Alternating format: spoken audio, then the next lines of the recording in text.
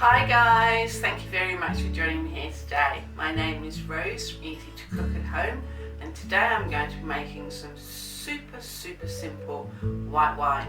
I've got some here that I made last year, good to go. I've put some in the glass, nice and clear, looks beautiful. Give it a taste, even if it is lunchtime. That is just lovely. Smells good and it is just absolutely fantastic. Even if I do say so myself, but I have had a glass of wine. They normally cost around about 80p, or I think that's around about 90 cents or $1 in the US. I've made it up to around about 60p, so yeah, really super cheap. So let's get started. Okay, so what are we going to need? Well, of course we're going to need some juice. Now I get this from Waitrose. It's a pressed white grape juice. It's 100% juice, so there's no additives or anything like that in it. It's important to buy your juices that are either from concentrate or 100% juice. Basically, there's no additives in them. You're also going to need Camden tablets. Now, Camden tablets are for sterilisation. They basically just come in a tablet form. Now, I put this in the sterilising bucket, just a normal wine bucket, and then I sterilise everything. I sterilise the demijohns, the cup, the siphoning tube, all that sort of thing. You're also going to need a demijohn. It's a nice glass demijohn here, and this is one that I started yesterday, and it's starting to bubble away there nicely. You're also going to need some sugar. This is ordinary granulated sugar. You need 800 grams of ordinary granulated sugar, and again I have sterilised this as well. I sterilise everything, it's so important. The other things you're going to need is some pectolase. I hope you can see that. I'll put a list in the description box below anyway. The pectolase breaks down the fruit pulp in the actual juice itself, so it helps with the fermentation process. Also yeast nutrient and some express wine yeast compound. Now I've never tried it with baking yeast or anything like that. I really don't know how that works. I've always used this. Like I said, I've been making wines for about 5 years now, so I find this works really well. Now these work hand in hand. The yeast nutrient makes sure that the yeast itself basically helps the process. Also got some glycerine here. Now that's really good for the all mouth feel, so when you're having the glass of wine, it's got a nice rounded feel when you taste it. I also have a tea bag here, which I've put in the cup. I'm going to fill that with boiling water. Now the reason for the tea bag, when the grapes actually get crushed or pressed, the skins are removed, and the skins are the part that has the tannin in them. So if you go to a wine grower, they will press their grapes and the natural tannin will come out of the grapes. As we don't have that because we're using carton juice, we have to introduce the tannin back into it. This is basically to help the wine have a beautiful taste.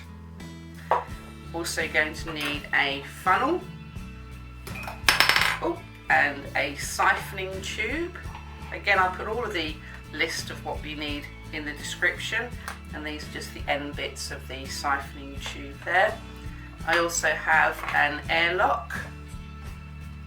This is so that the wine can bubble away. You can see the airlock on this one. So basically it's fermenting and all of the gases are coming up through the airlock, and this is to ensure that you don't get any bugs reintroduced back into the juice there. So let's get started with the process. So to start, I'm putting the sugar, which is 800 grams, into the sterilised pot. To that I'm going to fill up the pot with boiling water. Mix that through until it's all dissolved. You have to ensure that all of the sugar gets really nicely dissolved.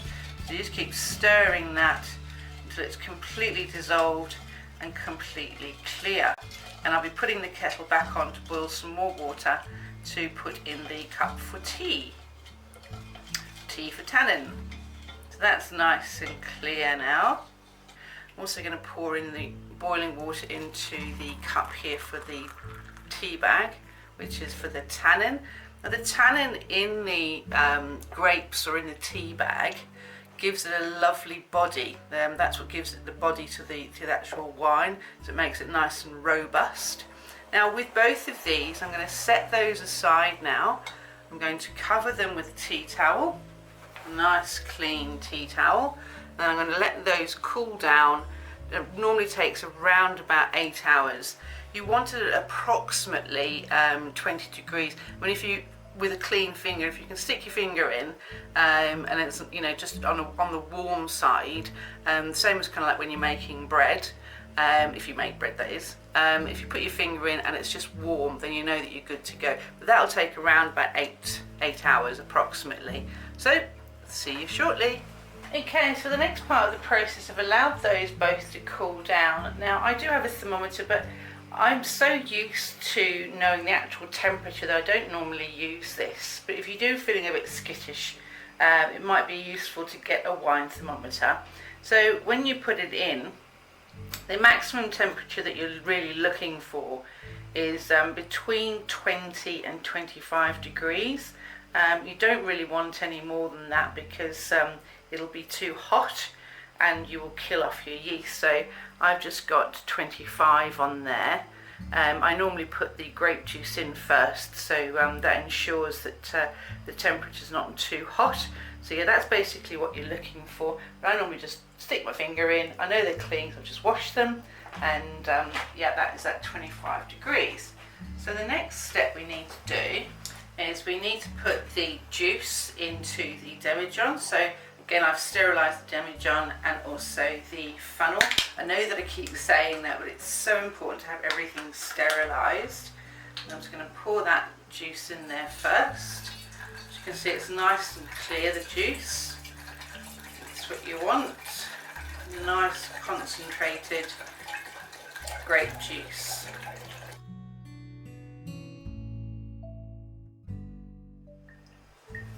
Normally give them a good shake up.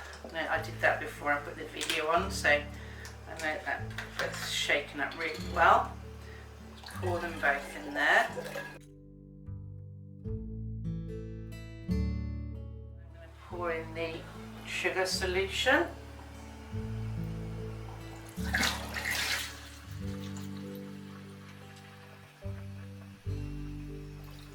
And I normally put the tea bag in last. Or the liquid from the tea bag. Oh, it's dripping. And then I squeeze that out with a nice clean hand. Get as much tannin out of the tea bag as possible.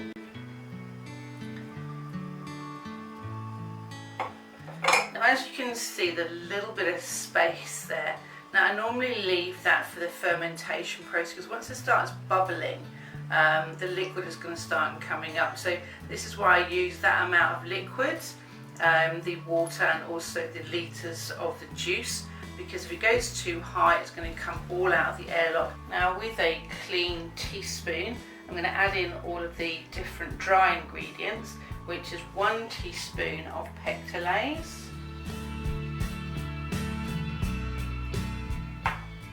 1 teaspoon of yeast nutrient. That helps to activate the yeast. 1 teaspoon of the yeast itself, the express wine yeast compound.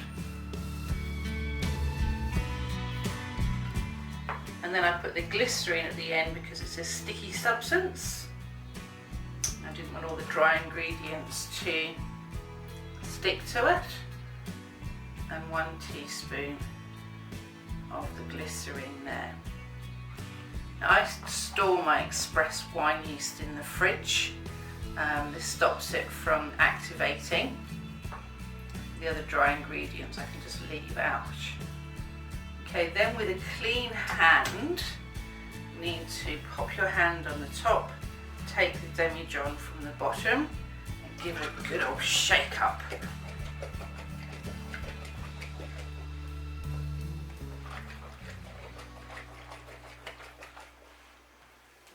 that, we're going to add the airlock. Okay, so the first thing I'm going to do is put in the bung.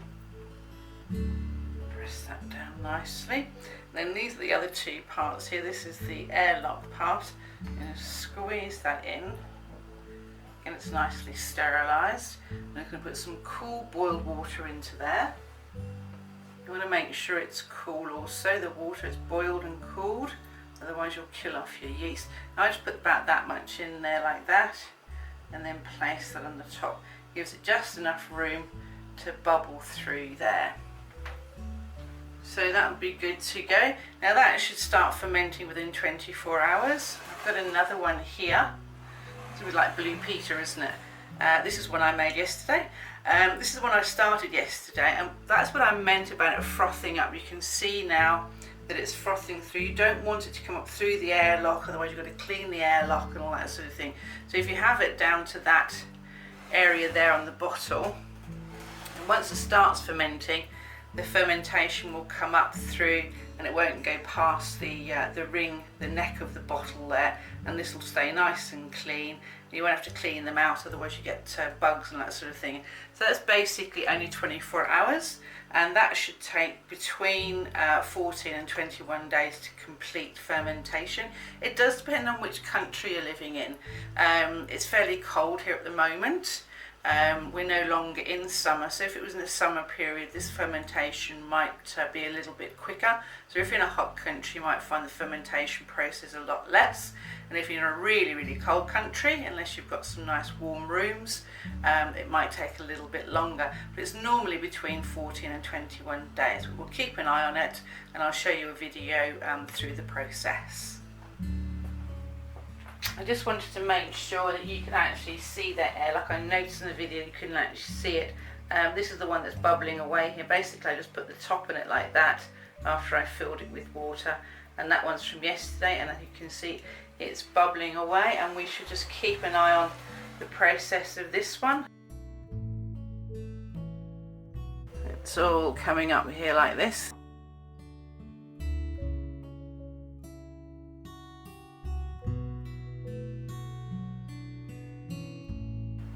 Okay, so this is day 10, and it's bubbling away every about 10-15 seconds, and it's started to calm down now. As I showed in the other video, it has a lava lamp effect within the first, say, 5 days, so everything's all activating inside, but it's calmed down. Yeah, so I'm just going to wait until the bubbles stop, and then I shall bring you back.